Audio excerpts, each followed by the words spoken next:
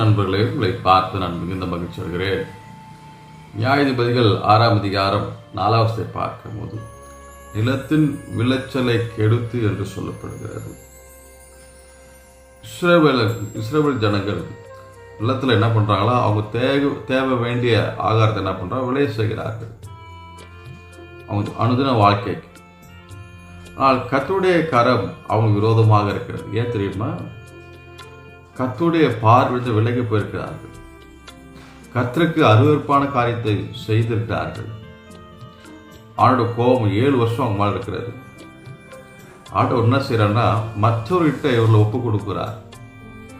அப்போ அவங்க நிலத்தில் விதை விதைக்கிறத என்ன பண்ணுறாங்கன்னா, மற்றவர் என்ன பண்ணுறாங்க, எல்லாத்தையும் நாசமாக்கி போடுகிறார்கள். காரணம், ஜனங்களை கர்த்தருடைய கையே ஒரு விரோதமாக இருக்குது. காரணம் யாரு? இந்த இஸ்ரவேல் ஜனங்கள் தான். நம்முடைய வாழ்க்கையிலும் கர்த்தருக்கு அருவருப்பான காரியம் நம்ம செய்வோம் என்றால் கர்த்தருடைய கை நமக்கு விரோதமாக இருக்கும். நம்ம அதை தப்பிக்கவே முடியாது. இதை உணர்ந்தவளும் கர்த்தர் ஆசீர்வாதத்தை அளவாக பெற்றுக்கொண்டு bless you.